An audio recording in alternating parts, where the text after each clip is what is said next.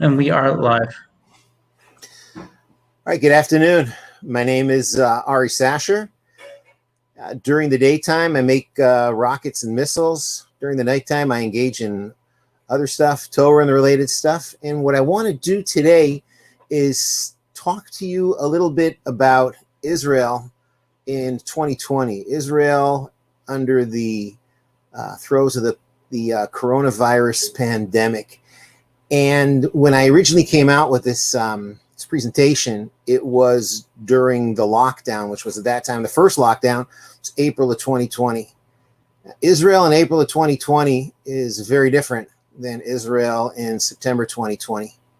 We're nearing our second lockdown, which starts on Friday. Someone told me that on Friday we turn our clocks back by 6 months. And the Israel in September 2020 is an Israel that is more cynical, an Israel that is more weary. It is an Israel that is desperately in need of a vacation. But what I want to talk to you about today is Israel in April of 2020. It was a different place. We had a different way of dealing with our problems. And I want to talk about what we did then and maybe a little bit about what we're doing now and how we've changed. And to do that, I want to share my screen with you over here.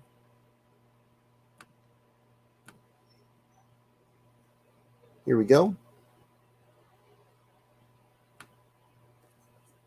Israel in 2020. We were locked down, but we were not shut down. I want to talk about different facets of what Israel was like in April of 2020. And the first thing I want to talk about, having been a defense contractor since 1991, is how the Israeli defense industries acted like Israeli defense industries and not like defense industries. We adapted. We changed what we did because the threat changed.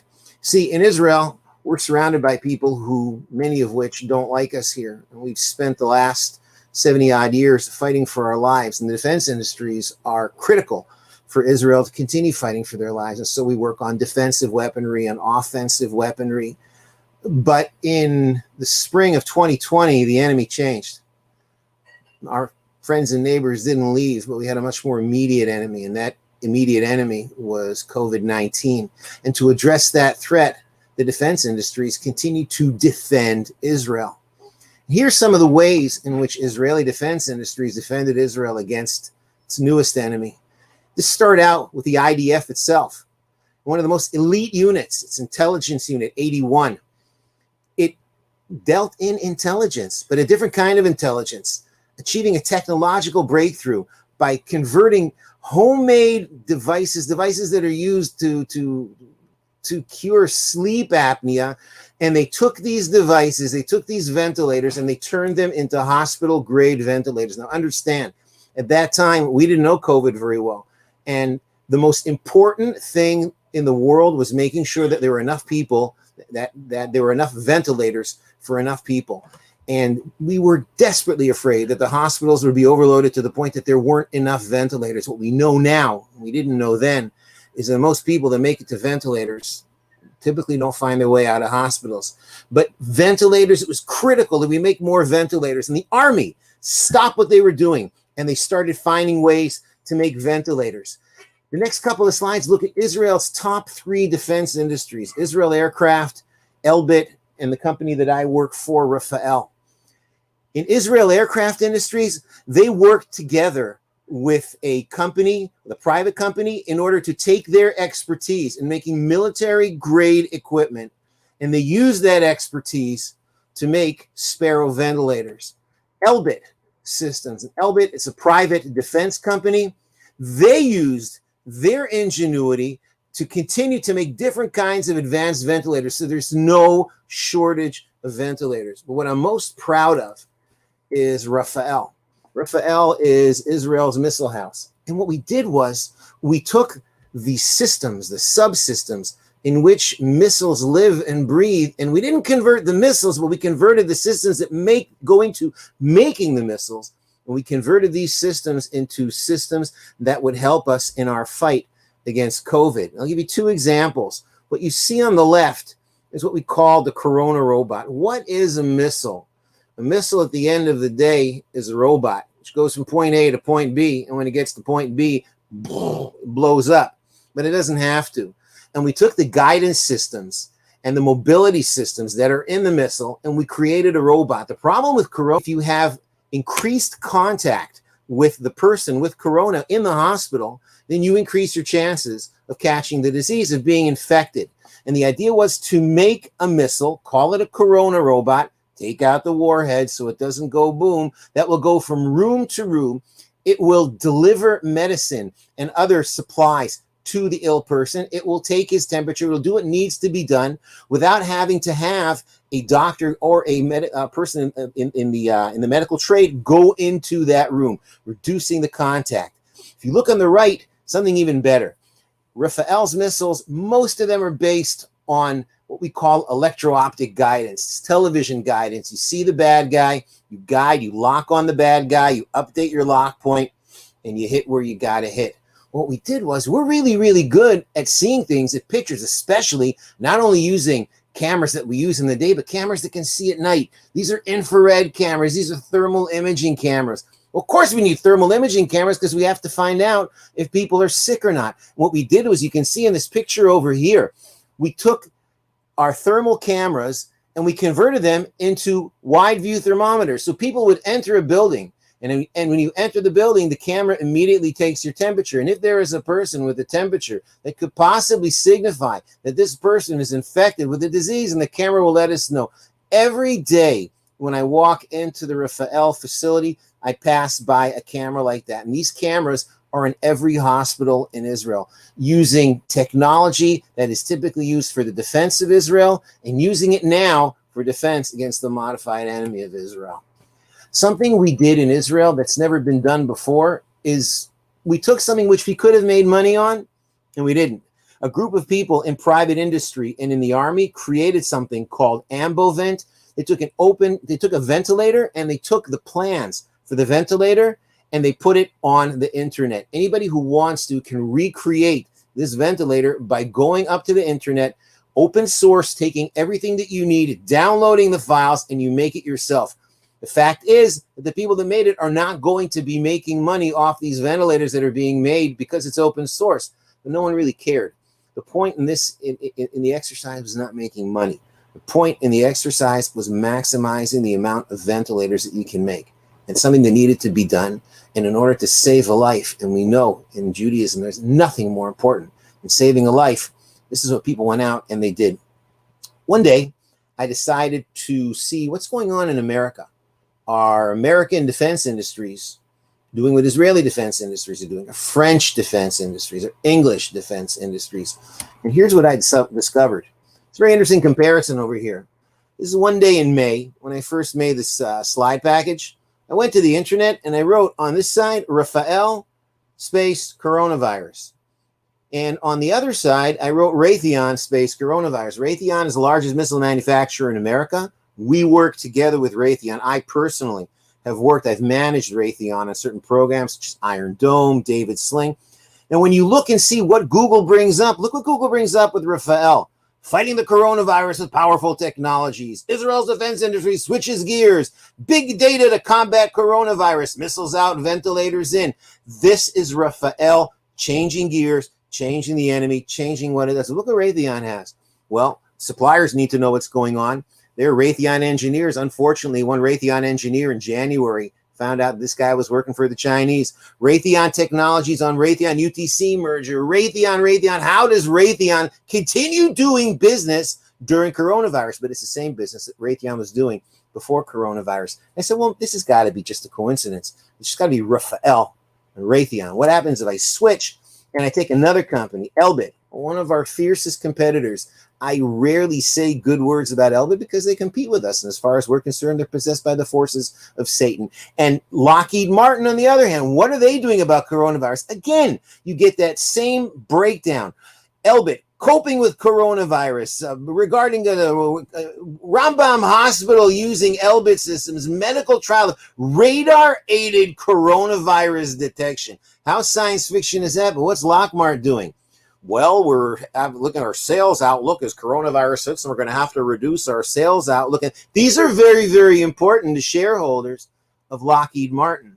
But Elbit's not thinking about Elbit shareholders right now. During those months in the spring of 2020, Elbit was concerned about the people of Israel and the nation of Israel. And Elbit changed what Elbit did in order to solve that problem, in order to address that problem. Another thing that was very, very interesting was how the U.S. and Israel cooperated during the spring of 2020. And the U.S. and Israel have had a long-standing defense relationship. But in the spring of 2020, there was a new kind of defense. This was joint U.S.-Israeli research, but U.S. research and Israeli research on coronavirus. There was a bipartisan bill, and the number of bipartisan bills that are sponsored by both Republicans and Democrats, you can count them on the fingers of one hand. And this bipartisan, we call MPIL-DOC, Expanding Medical Partnerships with Israel to Lessen Dependence on China Act, allocated over 4 years, $12 million to enhance partnerships between companies in the U.S. and Israel to develop technologies that could fight coronavirus. But these are not only pharmaceutical technologies. In the previous slides, you've seen that defense, science technologies, artificial intelligence, machine learning, these are technologies that Israel leads the world in, and the U.S. and Israel are joining hands in order to use Israeli defense technologies in order to fight COVID-19. Let me switch gears on you. One of the things that we found in the spring of 2020 was that we were locked in our houses, but we felt a tremendous yearning for community. We needed to be together with people, even though physically we were in our houses. And it wasn't enough to watch people on YouTube or to watch people on Zoom. We got zoomed out very, very quickly. See, new times call for new communities. And the most important Jewish community is the kind of community we call the prayer community. In order for us to pray, we need 10 people. How do you find 10 people if everybody's locked in their house? Here's some more ingenuity. This is my hometown. I live in a town called Moreshet. This is my neighborhood. This is my house over here. Now, Jewish law states that in order for 10 people to pray together, what's called a MINYAN, then these 10 people must see each other. Now, it turns out that there is a leniency in which they don't all have to see each other. There doesn't have to be a line of sight between this house and this house, and this house and this house. If there's one central person in one central location and he sees 10 people, then he can bind these 10 people together, even though the 10 people can't necessarily see each other. Turns out that the highest point in my house is a front porch that I have. And from this front porch, all we had to do was a quick line of sight analysis. When you work in what I work, doing computerized line of sight analysis is actually quite easy. And I found that I could essentially see everyone in all of these houses over here, plus the people that are standing in the houses over here. And what we found was that we were getting minyanim of 15 and more people. I would stand in my house. I would be the person who led the prayers. Thank God. God blessed me with quite a loud voice. And I would sing, and I would sing with tears because I knew that there were people out there who needed this kind of davening. What we have over here is a picture that I took right before Shabbos, one Friday night, right before Shabbos, the last chance I could take before I had to turn off my phone. And if you look carefully at this community within a community, I'm standing on the porch. These are the people that I can see. There are 1, 2, 3, 4, 5, 6, 7, 8, 9 people over here, and there's another 3 people behind me, plus myself. We had a minyan, and our prayers broke through into the heavens, and I guarantee you, because these are people that the only thing we wanted to do was to pray together. We wanted to be together. Even while we were apart, we wanted to be together. Another way in which Israelis bared our souls was with Jewish soul music. Now, what does that mean? Well, Israel, like in every other country, in the United States and in Australia as well, the musicians were stuck at home. And the musicians went on Zoom and they would play and they would perform. But what the musicians performed in Israel was different to what the musicians were performing in the United States. Whereas in the United States and Australia, you would see bands perform their favorite songs and the most popular songs. What you had was the people that were performing were people that sing a special kind of music. These are people that sing music, Idan Reichel, Ishai Ribo, T-Pex. These are groups that their music is tinged with Jewish ethics, with Judaism. The music is not Torah music, but the music is Jewish. It's Jewish at its heart. And people didn't want to hear la la, I love you, yeah, yeah, rock and roll. People wanted to hear Jewish soul music. And that's what the Israeli musicians gave us. And we would sit for an hour, 2 hours at a time, just watching these guys bare their souls as we bared our souls and sang with them. Now, this is the April 2020 hit parade in Israel. I took a picture of it from a newspaper. The newspaper noted that out of the 10 top songs, 9 of them were songs that were Jewish music, not Israeli rock music, but Jewish music. Music that hit the Jewish soul, music that impacted the Jewish soul, music that broadcasted optimism, the Jewish kind of optimism. And I'm looking back 5 months later, we don't have that anymore. That hit parade was a hit parade that was created for a nation that needed to be a nation. There's a song that came out during that time. It was a short song. It was about a minute and a half by one of the leading Jewish singers, an Israeli singer, but a Jewish singer called Hanan Ben Ari. And his songs are very, very popular among the religious, among the non-religious crowd. And one of the songs was called Longing for People, Gaguim Livnei Adam. And the idea of the song was that, hey, we thought we were great. Thought we'd won it all, built towers in the sky. We're Israel. We got our startup nation. We're gonna take the world by storm. Then all of a sudden, out of nowhere, came this force which we couldn't understand. And because we couldn't understand it, it terrified us. Who are you? Where did you come from? But then it turned out that this virus had brought people back from sanity. It created a longing for people. Before COVID, I traveled about once a month. Most of the time I was traveling to Australia. Some of the time I was traveling to the US. About once, 1 week out of every 4, I was away. And that ended.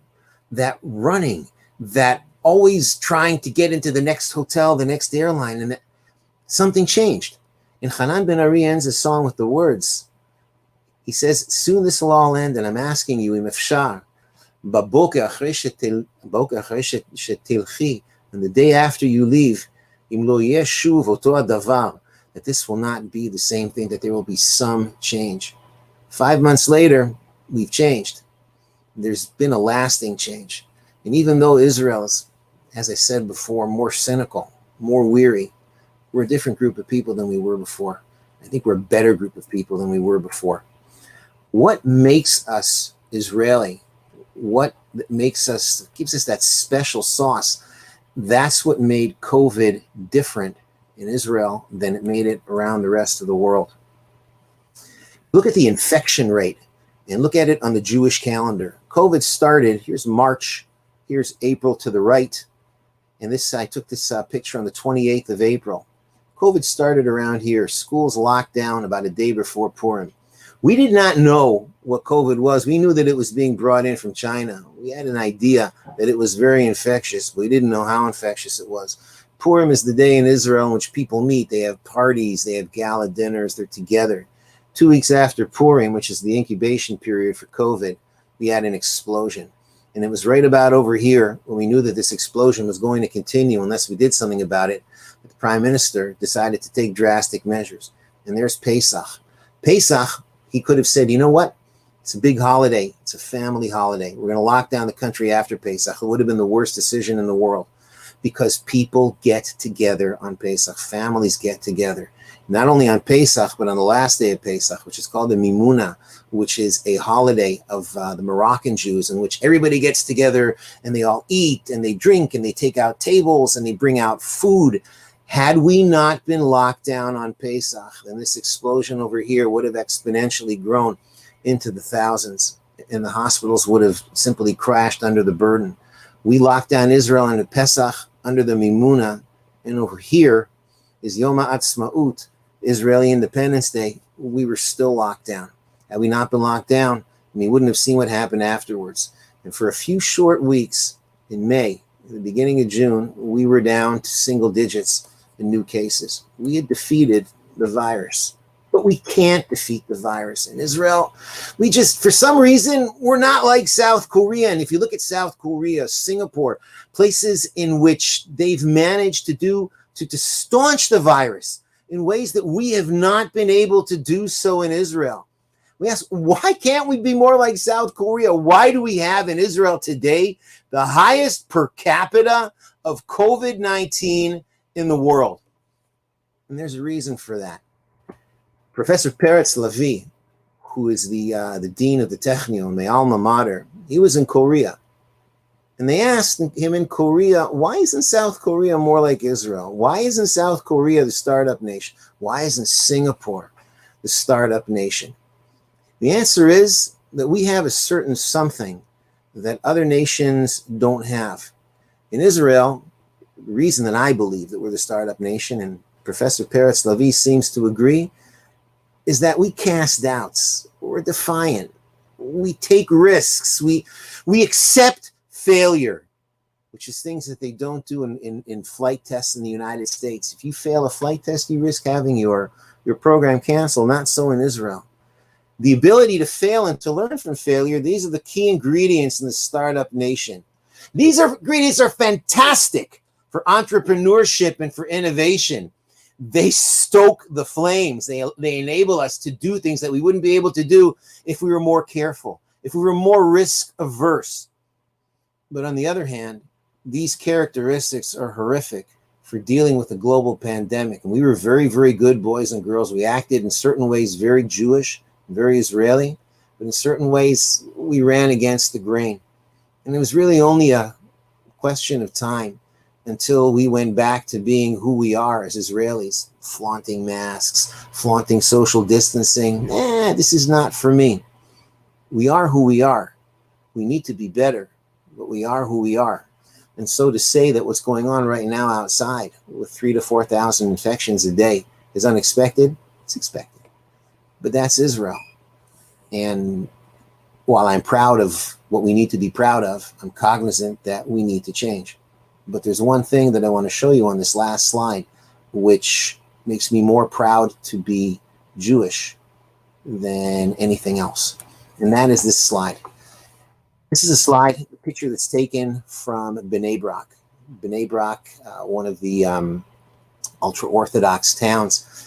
And because of the tremendous amount of people that are in small spaces in these towns, in these ultra-Orthodox towns, there was the infection rate was huge, and the towns couldn't manage themselves. They couldn't administer themselves. So these towns, Beitar Illit, Emmanuel, Elad, Bnei Brak, these towns became administered by the army. Well, that's a great idea, because the folks in Bnei Brak and the folks in the army typically did not get along very well.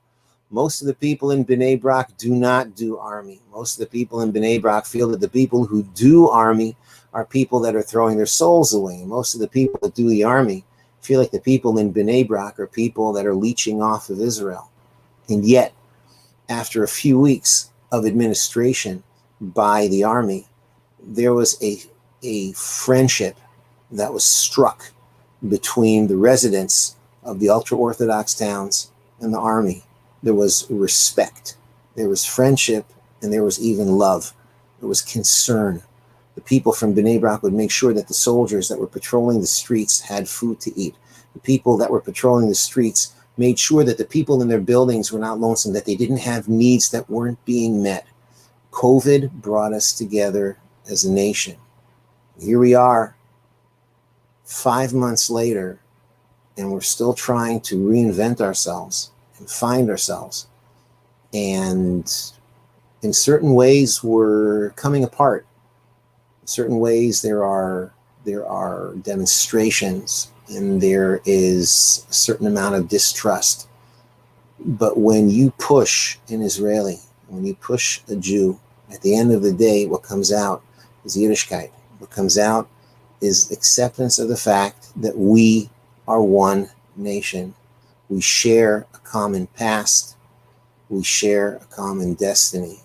And may it be God's will that together we meet our destiny, we meet our mission, complete our mission, and we do so with safety, with security, and in good health.